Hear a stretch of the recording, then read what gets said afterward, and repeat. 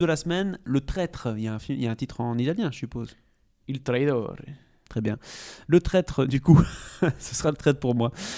Film de Marco Bellocchio.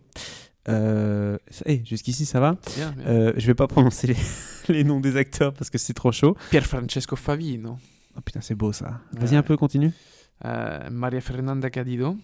Candilo. Mais je l'ai dit un peu trop à c'est l'espagnol. Candilo. Ouais. Et Fabrizio Ferracane. C'est beau ça. Donc, film italien qui se passe au début des années 1981. La guerre entre les parrains de la mafia sicilienne est à son comble. Je sens que ça va me plaire ça. Tommaso Buscetta, membre de Costa Nostra. Alors, on dit pas Buscetta. Bouchetta. Bruschetta. Ah oui. Bruschetta, c'est autre chose. Bruschetta, membre de la Costa Nostra, fuit son pays pour se cacher au Brésil. Pendant ce temps, en Italie, les règlements de compte s'enchaînent et les proches de Bruschetta sont assassinés les uns après les autres, arrêtés par la police brésilienne puis extradés. Bruschetta prend une décision qui va changer l'histoire de la mafia, rencontrer le juge Falcone et trahir le serment fait à Cosa Nostra. Donc en gros, il est question D'un traître. de lâcher la sauce, de dire tout ce qui se passe, de balancer. Balance ton quoi. Bien sûr. Chez nos amis les Rital. Oulala, gros film en perspective là quand même. Bah oui, parce que déjà, je pense que... Enfin, je sais pas s'il faut... Enfin, bref. Oui, C'est une chose assez curieuse, mais le juge Falcone, il est hyper connu. Ah oui, Falcone, c'est... Je pense que c'est un des juges que tout le monde connaît, parce que parce qu'il a eu affaire à la mafia et il les a eu du début à la fin. Tout à fait. Et il en a mis en cabane quelques-uns des Tout à mafieux. fait. Donc et puis alors si je dis pas une connerie, il a été assassiné aussi le juge Falcone, non? Je peux pas aller si loin que ça, mais je pense que oui. C'était la précision du juge Falcone, oui. Je vais pas m'avancer là-dessus, mais en effet, il me semble que Oui, c'est ça, c'était bien ça. il s'est fait buter. Il s'est fait assassiner. Et bah, c'est une icône de la lutte contre la mafia et de la lutte anti-mafia et de la justice italienne, parce que c'est une figure emblématique. Il a vraiment tout connu, tout subi, quoi. Donc ici, bah, le juge Falcone n'est pas du tout la star du film, mais voilà, c'est quelque chose qui va parler à beaucoup de gens, parce que voilà, l'histoire de Falcone, l'histoire de la mafia et du fait que Falcone ait combattu la mafia, c'est quelque chose de connu quand même globalement d'à peu près tout le monde, ou presque, même si on n'a pas vu des films de mafia, etc. Je pense que globalement on connaît un peu qui est Falcone, quoi. Mais tu allais dire quelque chose avant que Non, j'allais juste dire termine sur on ne Falcone. va pas passer une extrait de bande-annonce parce que c'est en italien et sous-titré anglais. Ça va être compliqué du coup de vous faire écouter tout ça. Ouais. À part si vous aimez bien écouter les sonorités italiennes, mais ça... De Pier Francesco Favino, non? Exactement. Ouais. D'ailleurs, ce casting, cette histoire, parce que souvent c'est des grandes gueules, hein, la mafia c'est des personnages qui ont beaucoup de charisme, beaucoup de carrure aussi. Est-ce que tu as des révélations dans ce film-là? Est-ce que les acteurs italiens ont réussi à tenir leur rôle? Pier Francesco Favino est un des grands acteurs italiens. Je pense que même s'il a comme ça son nom ne vous parle peut-être pas, tapez son nom sur internet, vous allez voir sa photo, vous allez faire ah oui, j'ai déjà vu, hein. Dans des films américains, dans des films italiens, enfin bref, dans plein de choses. C'est vraiment un grand acteur italien que j'aime beaucoup. Il a énormément de charisme.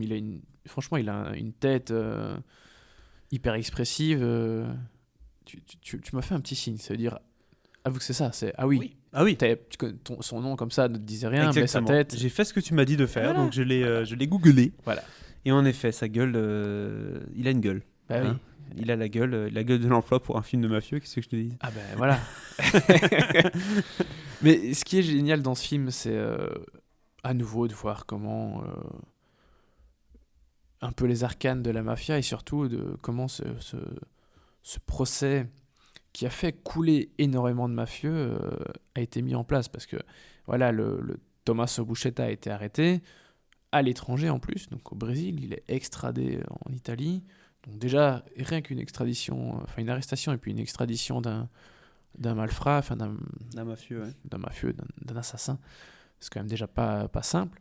En plus, aller le faire participer à un procès dont il est le témoin clé, qui va faire couler toute la mafia, c'est quand même chaud, quoi. Ouais, c'est clair.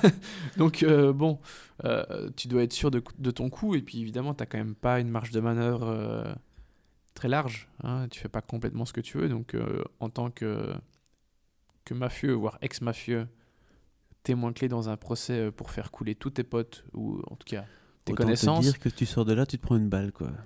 c'est compliqué. C'est très compliqué, oui. Et donc, franchement, cette histoire est assez passionnante, quoi. C'est tendu, ouais. Ouais, enfin, j'adore la façon de Cabellocchio de raconter des histoires. J'aime clairement pas tous ses films. Je crois que celui juste avant ça m'a beaucoup ennuyé, pour le dire poliment. Mais il a une façon de raconter des histoires qui est toujours hyper intéressante, parce que c'est... Ici, on est dans quelque chose de vrai. Donc déjà, tu as ce côté histoire vraie qui joue. Il n'y a rien à faire, hein. En plus, quand c'est une histoire de mafia, tu te dis, merde, putain, il s'est vraiment passé ça. Ouais, c'est clair. Et bah, voilà, il n'y a rien à faire. Moi, c'est un truc qui me passionne quand même assez souvent au cinéma. Donc, de revoir des histoires vraies... La mafia, c'est du pain béni pour le cinéma. C'est des histoires avec beaucoup de tension, des coups de traître, des trucs qui se font dans le dos. Enfin, Ouais. C'est que tu vas cacher une arme aux toilettes, quoi. Tu vois, c'est ce genre de trucs-là, quoi. C'est ça. Mais ici, on est moins dans ça, parce que même si tout le film n'est pas le procès, hein, mais le procès fait quand même une bonne partie du film. Donc on n'est plus du tout dans ce truc de cacher des armes, de tuerie, d'assassinat, etc. Tu vois. Non, mais on est dans l'étape suivante. Il y a quand même cette espèce de TikTok tout au long du film, je suppose, parce que voilà, c'est un procès. La moindre phrase qu'il dit peut faire tomber un mafieux, quoi. C'est ça. Et en fait, ce qui est génial dans ce procès, c'est que tous les accusés sont tous dans des cages, au bout de la salle, en fait, presque, tu vois. Ouais, dans des box, quoi. Oui. Ouais, c'est ça, dans des box. Mais enfin, c'est presque plus des cages que des box. Oui, parce que hein, c'est les mafieux, quoi. Donc, c'est pas, ils sont assis derrière un banc, non, enfin, sur un banc derrière une table. Non, ils sont debout vraiment dans des cages, quoi. Et donc, t'as ces mecs. Donc, t'as vraiment un côté spectacle. Parce que, enfin, c'est le procès de la mafia. Quoi. Oui, il veut les humilier. Donc, la télé, le bazar. Ouais. Et t'as ces mecs qui sont en train de hurler au bout de la salle, agrippés au barreau.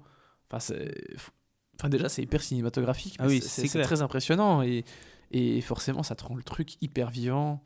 C'est assez immersif, même si, bon, voilà, je pense que nous ne sommes pas mafieux. On se sent pas immergé dans le monde de la mafia, tu vois. Tu le vois, ce numéro-là, c'est mon numéro de cellule.